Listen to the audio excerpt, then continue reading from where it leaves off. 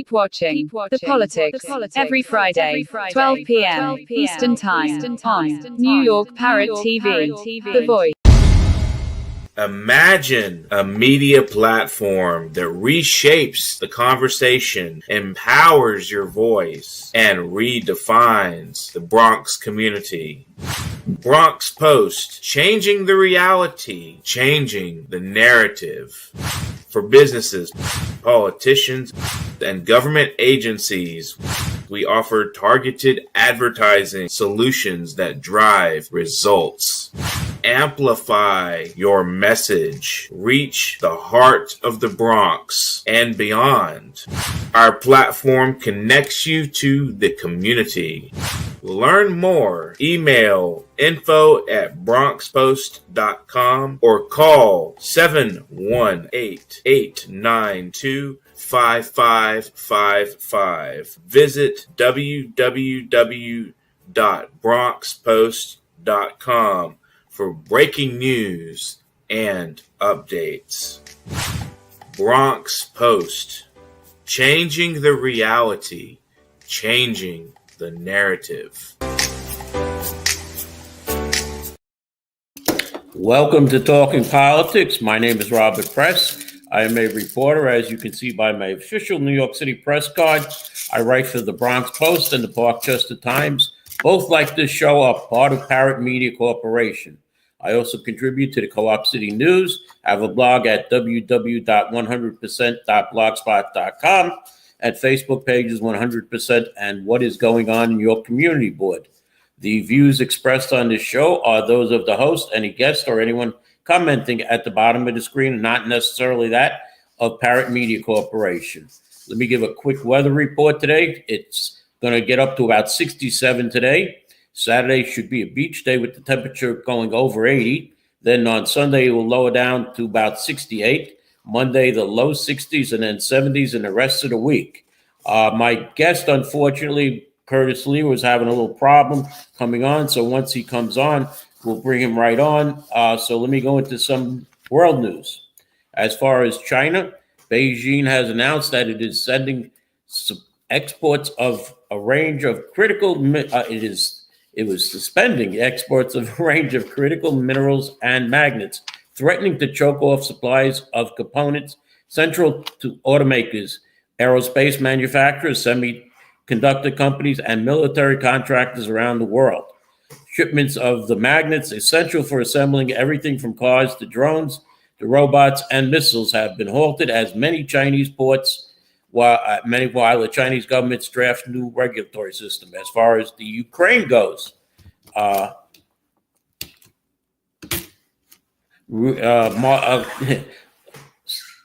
U.S. Secretary of State Mark Rubio slammed Russia's latest missile attack on Ukraine as the worst since 2025, in 2025. And hold on for a second. Okay. That was a message from the Silwa campaign that they're checking to see what's wrong, and hopefully we'll have them on ASAP. So going back to the Ukraine, the attack was the worst so far, killing 34 people. In Sumy, as horrifying, Special Envoy Keith Kellogg's warned that it crosses the line of decency. And as Ukraine President Vladimir Zelensky urges the world to pile on the pressure on the aggressor. What will new escalation mean for Trump's efforts to achieve peace? On 60 Minutes Sunday night, Zelensky told CBS Scott Pelley that Trump should come to Ukraine to see the war devastation for himself.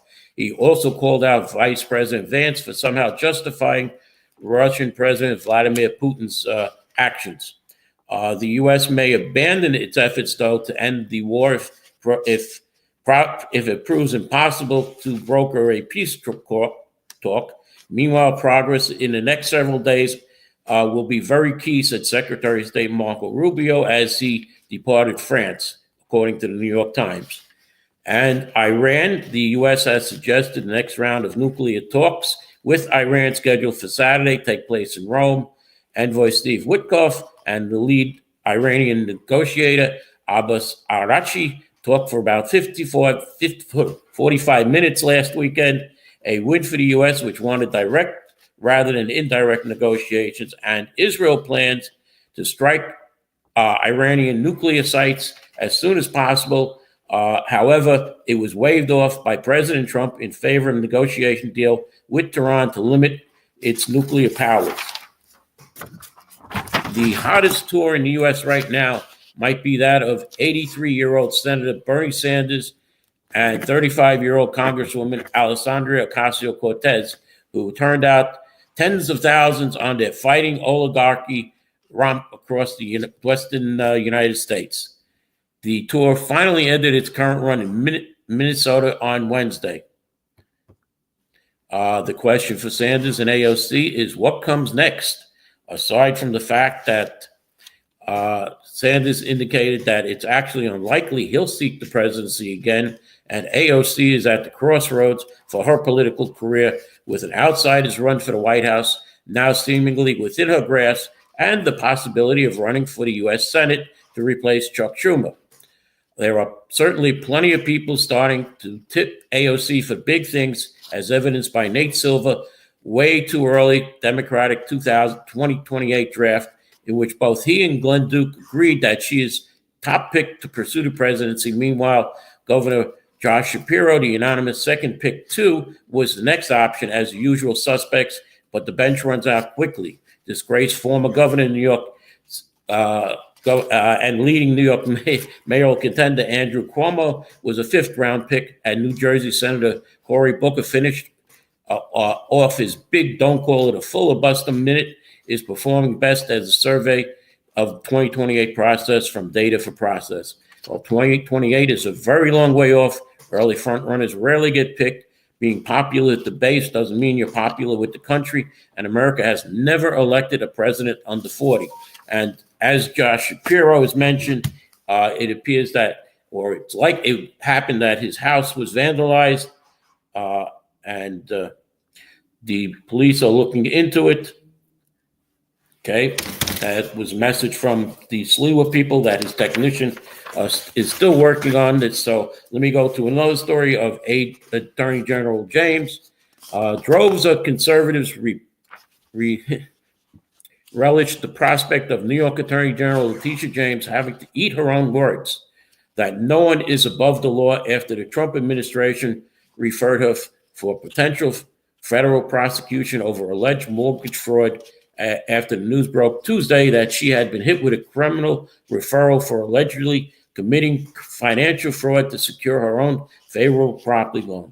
James blasted out the now infamous phrase when her office opted to target the Trump organization for overinflating the value of many of its properties in a civil fraud trial that ended with a $454 million judgment. Republican lawmakers and conservatives commentators were quick to boast that karma was coming to the AG, gloating that the tables have now turned. No one is above the law. U.S. Congresswoman Ellie Stefanik blasted out on X. Senator Tom Cotton added, Letitia James engaged in some of the most shameful, partisan, lawful against President Trump based on far less evidence than this.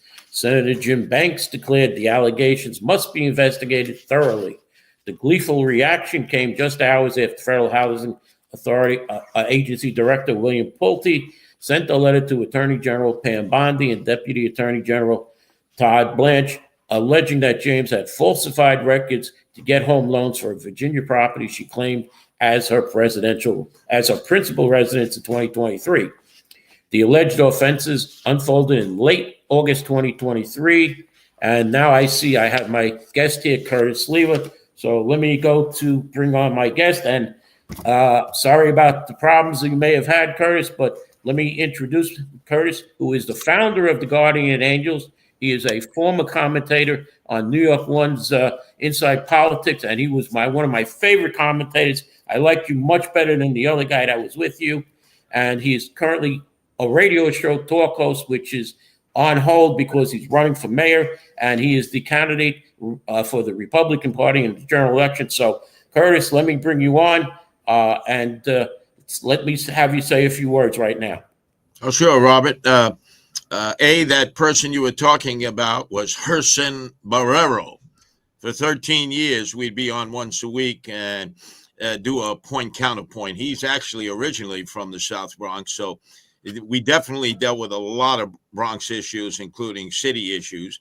And I've been a talk radio show host at WABC for 35 years, where sometimes the acronym was always Broadcasting Curtis, leader of the Guardian Angels, locally where I started in the Bronx on Fordham Road in Webster as a night manager of Mickey D's in 1979, and now leading a group that is in 13 countries, and we've actually operated in 130 cities.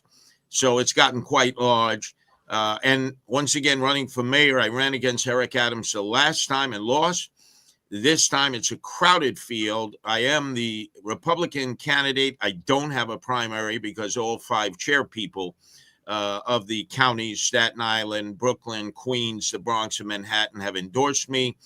And I will be now circulating petitions for my independent line, which is an animal welfare line called Protect Our Animals, because I've determined in my many trips through the 350 neighborhoods of New York City, I've spent a lot of time over the years, that it's one of the only issues that actually brings together somebody who may have voted for Donald Trump, may have voted for Harris, Biden, or been independent. They love animals, but they agree on that fact and almost nothing else. And the theme will be no-kill shelters, no sales tax for pet food, and trying to help people keep their pets when they feel they have to surrender them to a shelter where they'll be euthanized if they can't be adopted out because maybe they don't have enough money, or they've suffered a recent illness, or they don't have anybody to help them. So that's going to be one of the key platforms in this mayoral race. Okay, before I get into the candidates who will be running in November probably, what was the famous quote you said about Andrew Cuomo on there? You called him Evil Eyes what? Andrew Evil Eyes Cuomo. Okay. And in honor of my mentor and the greatest talk show host in the history of the medium, Bob Grant, he would do the shout out. He would do Andrew, ascendeme, tu su provianos facim, and like your father you are, which definitely resonated with the radio listening crowd. But I've actually met Andrew over the years, and I knew Mario Cuomo. Mario, in fact, when he was lieutenant governor, was the first public official to support the Guardian Angels. He held a benefit for us in the old Magique in the shadow of the Ed Koch Bridge, the 59th Street Bridge. And I would tell Andrew, I knew Mario. You're no Mario Cuomo, and he isn't, that's for sure. Well, he resigned in August 2021 after Attorney General released a report that stated he sexually harassed 11 women while in office. And it looks like he will be the Democratic candidate, which would mean that the Working Families Party would probably put up left-wing Queens Assemblyman Zoran Mandami as their candidate. We have Eric Adams, who is skipping the Democratic primary, to run as an independent. There's also boutique lawyer Jim Walden, who seems to be able to get a few points. And I looked today on the campaign finance board, and there are a total of 50 active people running for mayor of the city. Now, I'm going to just say one more thing about Andrew Cuomo. It seems that Comptroller Tom DiNapoli found that the state spent $453 million on over 247 devices like pulse oximeters, oxygen tanks, X-ray machines, and ventilators in 2020, and just 3 of those devices have been used. The remaining amount are sitting in packaging in warehouses throughout the state. And Governor Kathy Hochul has spent $4.3 million recently to enhance the stockpile. Any comments on all of this COVID-19 material sitting around doing nothing, costing us more money sitting in warehouses? Robert, the embarrassment was when then Governor Cuomo was going back and forth with then President Trump. And remember, every day at 12 noon, he'd have the PowerPoint presentation, and he was like teaching the world what to do, when it turned out that almost everything he was recommending was not helpful. In fact, it was harmful to our community and to society. But remember, he kept harping on the fact that he wanted ventilators. And then reporters went out there and dug up the information that, in fact, New York State had a trough of ventilators in a warehouse in New Jersey that they weren't even utilizing. He micromanages so much that he insists that he and only he is omnipotent, all-knowing. And when you look at the disaster that was the COVID lockdown and pandemic of 2020, we saw that as a result of his executive order, unfortunately, 15,000 elderly people met their demise because of COVID. Having been diagnosed in hospitals with COVID, they should have been kept there. Instead, Cuomo had them shipped out to long-term nursing home care units where it spread like wildfire. He had many an opportunity to amend that executive order, to repeal it. He chose not to. And then later on in congressional hearings, Robert, where the whole public could watch with all the family and friends and Janet Steen behind him, he wouldn't even acknowledge them. And then actually proved to be a degenerate liar by saying, I had no idea what was in that executive order. Come on. And then he perjured himself and he attempted to manipulate a witness's testimony, all of which should be before the Department of Justice, Attorney General Bondi, and maybe considered for prosecution. I'm hoping the Republican Congress people definitely push that, because that was the findings of the committee, both Democrats and Republicans, that he had perjured himself and he tried to manipulate a witness. And I must tell you, out of all of his sins, that was the most egregious, the 15,000 who died unnecessarily under his watch. Before I get into what's on your palm card about your platform, I just want to comment on, because I was mentioning New York Attorney General Tish James and what's happening with her, that the U.S. Attorney General Pam Bondi and Deputy Attorney General Blanche are alleging that James falsified records to get her home loans for a Virginia property she claimed was a principal residence in 2023. So now they're saying, if you're saying that that was your principal residence, how could you be New York State Attorney General? Plus, you went after Donald Trump on basically the same thing, that he got lower mortgage rates. And they're claiming that she got. Any comment on that? Yeah, well, we've seen that she's organized a fundraiser for next week, $18,500 an invitation. Because she knows she's going to be in a long legal struggle now. I mean, it doesn't look good for Attorney General Tish James. She clearly bought the property in Virginia. No problem having additional property, but indicating it was her primary residence and indicating she had a husband who she put down was her father. Boy, she's got a lot of explaining to do. And then her brownstone in Brooklyn, which is her primary residence, she indicated to get a mortgage. She had only 4 rooms instead of 5 rooms, which would have increased her mortgage payments. So it does look, at least on the outside of it, like she may have engaged in mortgage fraud. She has an opportunity to defend herself, but she's been very slow to do that. So it would suggest that she's got some problems here. And she went after Trump. And remember, her whole campaign to become Attorney General against Michael Henry, that's the man that I'm supporting again, who's running for an attempt to oust her as Attorney General, was that, hey, I'm taking out Trump. I mean, I never heard of a campaign like that. An Attorney General is supposed to represent all the interests of the people in New York State. There's so many issues that affect both civil and criminal actions that she could have dealt with. Her whole focus was taking out Donald Trump, as if she were a metaphorical hitman for the Democratic Party, for Team Biden and Harris. And now she must suffer because what she accused the president of is clearly what she's been being accused of in a much smaller manner. But it appears at this point doesn't look good for Tish James.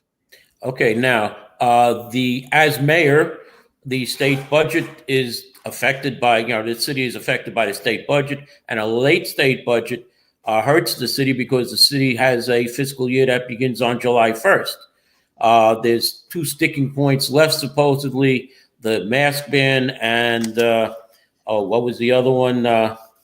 I forgot what the other one. Commitment of the mentally infirm, and even to a degree, discovery laws, but they seem to be at least proceeding forward on amending some of these outrageous discovery laws that favor the criminals, the defense attorneys against the prosecutors, and we the citizens. So that basically, any more comments on what? Oh yeah. Look, Hochul must hold out. Number one, Carl Hastie is the power there from the Bronx, and just north of Carl Hastie is Stuart Cousins, who is the Democratic leader, majority leader of the state Senate. And they have basically done a pincher move on Hochul. She is impotent. She didn't fight the last time. She gave them a pay raise and didn't get anything in return. I remember when George Pataki was governor and Sheldon Silva wanted a pay raise. And he said, no, if you're going to get pay raises, you have to approve an ability for communities to appeal to SUNY and CUNY to get charter schools. That's how we got charter schools in the state of New York. Sheldon Silva, in order to get pay increases for his members, said, okay, we'll allow for, X number of charter schools, which are so important, especially in the inner cities. But that's what a governor can do, because a governor has control of the legislature. Hochul has never exercised that control. The last time around, she gave a pay increase, and they just basically ran wild. They didn't amend the no cash bail rule, which is Andrew Cuomo's baby. He doubled down on it 3 weeks ago. And they seem increasingly, constantly to side with the criminal over the taxpayers. So this commitment issue, if a man or a woman is on a subway incapable of controlling their mental or physical faculties, if that was a baby, we would immediately remove the baby and call child welfare. Who would leave a baby out here, with a dirty water diaper, unattended? But if they happen to be an adult and they have the mind of a child and they haven't been on their meds and they're a danger to themselves and everyone else, they need to be committed to a mental health care facility. Imagine the Democrat majority in Albany is resisting that, and then they won't even touch no cash bail. Almost every crime story that you talk about in the Bronx that results in catch by the police and then release is the result of Andrew Cuomo's no cash bail. How do you not address that and claim that you're somehow trying to work with the governor to bring down the crime problem in New York City and New York State? So in this case, Hochul is making the right stand. She's making a stand. It will hurt New York City. It means we get our funding later, but overall, it'll benefit New York City if she doesn't blink first and actually strengthens the criminal justice system so we can side with the police and not what we've been doing since Andrew Cuomo was governor, which is to side with the criminals. Okay, my producer is telling me I have to go to a commercial right now. So let me go to the commercial. I want to come back with you, Curtis, to talk about the city of Yes and other items on your card here. So let's go to a commercial, Mr. Producer. Imagine a media platform that reshapes the conversation, empowers your voice, and redefines the Bronx community. Bronx Post, changing the reality, changing the narrative. For businesses, politicians, and government agencies, we offer targeted advertising solutions that drive results. Amplify your message. Reach the heart of the Bronx and beyond. Our platform connects you to the community. Learn more. Email info@bronxpost.com or call 718-892-5555. Visit www.bronxpost.com for breaking news and updates. Bronx Post, changing the reality, changing the narrative. Okay, I want to welcome you back. Is my guest Curtis with us still, Mr. Producer? Okay, there you are. Now, let's talk about the City of Yes. The City of Yes basically is giving developers free will There's projects that here in the Bronx that originally one project was slated for 333 units of housing. It's now up to 400. Montefiore Hospital wants to build a 45-story building, the tallest building in the Bronx. In Brooklyn, I can't recognize downtown Brooklyn anymore. Even Astoria, Queens. These big buildings are going up everywhere. So, what's your plan about the city of Yes?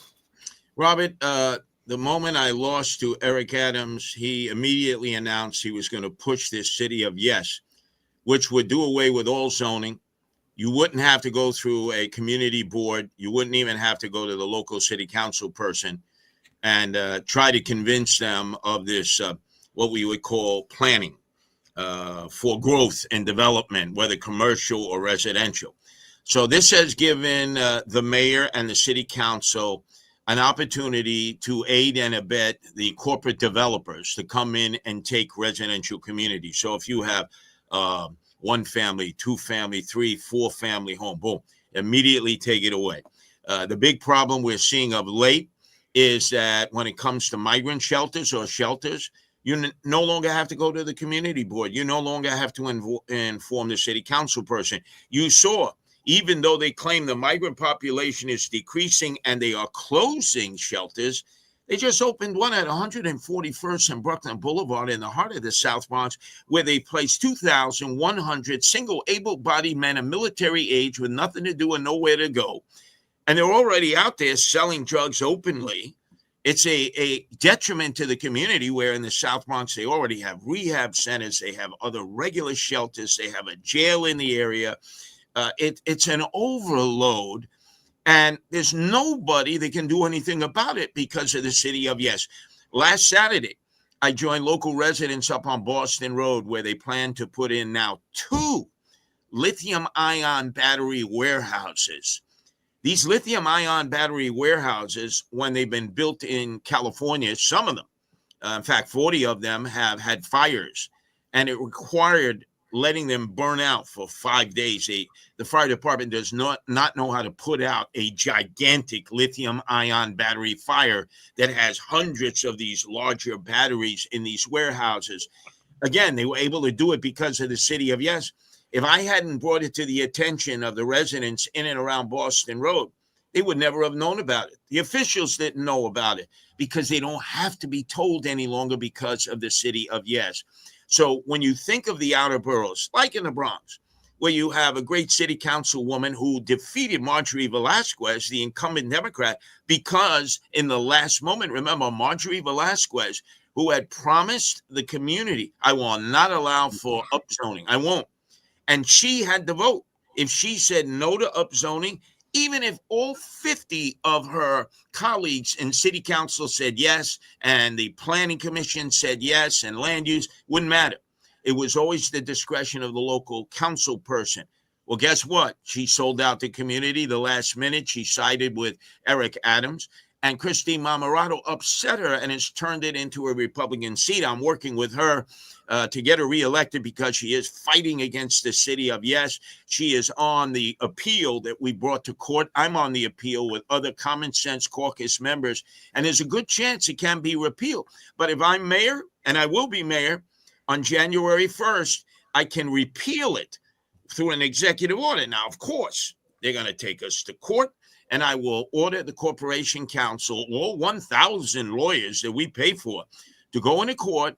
And whether it's the Coalition of the Homeless, whether it's Legal Aid, whether it's the New York Civil Liberties Union, or any of the law firms representing these corporate developers, we're going to go in, we're going to fight these cases and protect residential neighborhoods, because what's at stake? Homeowners are really going to be forced out. The corporate developers, along with Eric Adams, just follow the money. And members of the city council, especially the socialists who do not believe in private property, they would hope that everybody lives in these gigantic flats where nobody owns anything, where you're a renter. Meantime, the corporate developers give them all campaign contributions. So you follow the money, and I say, look at the kickbacks. But we're out there fighting all of these issues throughout the outer boroughs, where the city of Yes will be a complete catastrophe. And all of my adversaries running for mayor, nobody is talking about it. Nobody is coming out to the rallies. Nobody is coming out to the communities. And we know that Cuomo is not only a supporter of the city of yes, but he's gotten all the money from the corporate developers. And Eric Adams is the one who created the city of yes. So I'm the only candidate out there who is going to protect the residential neighborhoods and the outer boroughs because I'm the outer borough candidate. Okay, because you also put on here that you're going to cut property taxes. So how are you going to do that? Well, look at it. Right now, if I'm a corporate developer and I apply for what they call 421A, for 40 years, I don't have to pay taxes. I put up a monstrosity in your neighborhood of like, let's say 40 floors, maybe more, depending on what I intend on doing in that area. I get tax breaks. If you try to develop your property as a small homeowner, they not only increase your property taxes, which they're already doing, but let's go through a litany of what they're doing to the small property owner. A, look at the water rates skyrocketing, the sewage rates skyrocketing. Look at electrical rates because Governor Cuomo took Indian Point offline, which produced a third of our electrical power, a third in the whole city, and didn't come up with a replacement. That's why we're having to deal with lithium-ion battery warehouses in every outer borough residential community because they can't make up the difference. And look at electricity rates skyrocketing. Look at what they're telling to the not only the homeowner, but also the small business owner. Oh, no more natural gas. Everything's going to have to be electric. That's incomprehensible. You got to buy a garbage can from the city now for $50. Why? Can I go to a Home Depot? Can I go to a local mom and pop shop, a hardware store and buy this can? No, you have to buy it from us, from a company in North Carolina. Where's the kickbacks? And if you don't have that can, they fine you. And now they're telling you if you don't take your compost out of your normal garbage cycle, you get hit with a $300 fine. How many people know what's compost and what is not compost? Then they got the speed cameras, they got the red light cameras, they got congestion pricing in Manhattan. All of it is a money grab, and they know that it's the blue-collar working class people in the outer boroughs and the small mom and pop business owners and those who own property, small landlords, who are getting squeezed because they're the ones who pay the taxes. And then if you got a deadbeat tenant who won't pay the rent, it takes 5, 6, 7 years to get them out in tenant landlord court. And when you finally get them out, oftentimes they vandalized your property. So now you're not even renting. What could be affordable apartments, put them out on the market. My estimate is at least $25,000. When you consider there is already rent subsidized 25,000 apartments that are mothballed and warehoused, we would have about 50,000 apartments ready to be occupied if, in fact, we could protect the landlords from some tenants who would just abuse the system and stay there forever as squatters. And my producers give me some extra time, I see. So let's talk about schools. I'm a former parent leader all the way up to the Chancellor's Parent Advisory Council. And from what I see, I came in when Bloomberg came in with Joel Klein, and progress was slowly improving. But what I see now is it hasn't improved. Why hasn't it improved? And what's Mayor Silwa going to do? Competition always helps. That's why charter schools were so important. But the UFT controls the strings of a lot of the elected officials, and they don't want charter schools. Number two, look at our parochial schools, which for years produced so many fine students who went on to achieve really great things. They're closing Preston High School right up in Frog's Neck. All Hallows, run by the Christian Brothers, which stayed open for years to help poor and impoverished minority youth. They put them on scholarship just a block north of Yankee Stadium. And they're closing so many other more parochial schools at the elementary school level through the archdiocese. So you would say, well, then the public schools have to pick up the slack. Their budget is increased to $41 billion. That's 1/3 of the New York City budget. And yet, what do we get in return? 1/3 of the children are absent every day. They're truants. There are no more truant officers to go out and bring them back to class. So 1/3 of the classroom occupants by students are empty every day. You look at the fourth grade scores. 33% can read 28% can read at fourth grade level. 33% can do math at the fourth grade level. And the older they get, the less they do. So we're not helping the students, and the teachers oftentimes are prisoners in their own classroom because they get no backup from the deans and really what should be the discipline that should be actually enforced in the schools. We see that the security officers who are under the division of the NYPD, they're not permitted to really get involved in many situations. And you have this restorative justice, which always favors those students who have attacked teachers, who have attacked fellow students. So you've got chaos, you've got bullying, you've got a lack of education going on. So what I'm saying is, look, we're spending $41 billion. Where is it all going? Follow the money, as I always say.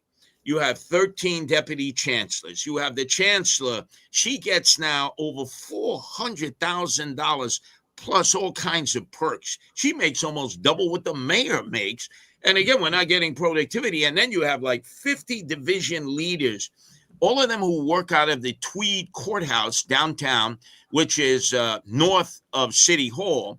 And isn't it ironic, Robert, they name it the Tweed Courthouse, the guy who formed Tammany Hall, the most corrupt Democratic organization ever to exist. And you know that corruption is rampant in the highest ranks of the DOE. So what I would do is first, we got to lure the kids back into the classroom because, again, it was Governor Cuomo during the lockdown and pandemic who issued the order that students and teachers do not have to come in the classroom. A whole generation has suffered. A whole generation has lost about a year and a half, 2 years of having education from teachers. And we know that a lot of them were not on their laptops. They were not engaged with the teacher. It was a complete disaster. So we've got to lure these children back. And you know how you lure them back? Because they're not going to come on their own. You have to offer many more cultural art programs. I remember when I went to public school in the 60s, they had orchestra and band. They would lend the instruments to the children. They would go home and practice.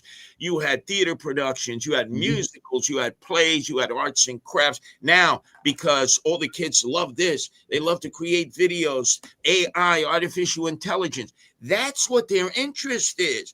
So that'll be the lure. Yeah, some kids are into sports. I was a jock. But I remember like 3/4 of the kids who were my age were more interested in arts and culture and all that brought about. And then we had after school center. That means right after school, we could stay in that school and they would keep us out of harm's way. You go home, get a little meal. And then there was night center. And that provided you not just sports, but if you were having problems doing your studies, they'd always have a teacher there who would be working the night center and the after school center to help you. And you had all these cultural programs. I mean, why wouldn't we want to keep those schools operating most of the day? We're paying for them to exist anyway. We might as well help keep them open for the benefit of the students, the teachers who could earn further income, and where the community can come to see what's going on. The school was always the epicenter of activity in the community. It's no longer that. Okay, my producer is telling me I have to wind up. So my final question will be about the police department.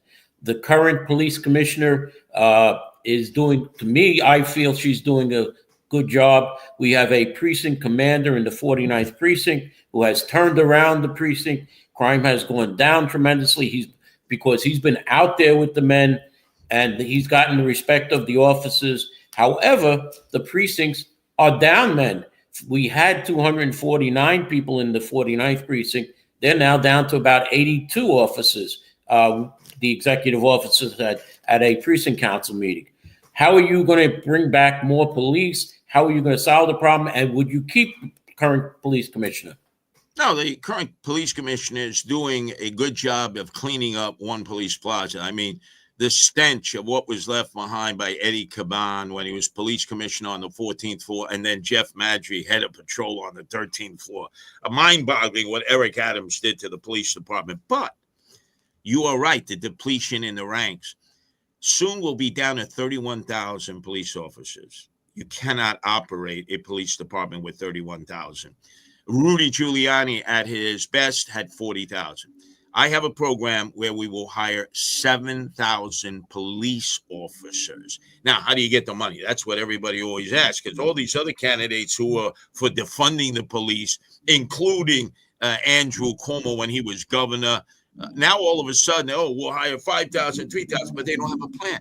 Number one, you see Jimmy Dolan down at Madison Square Garden. Since 1982, he's never paid property taxes because Ed Koch was afraid he would flee with the Rangers and with the Knicks and just give up the ownership and management of Madison Square Garden. He's not going to do that now.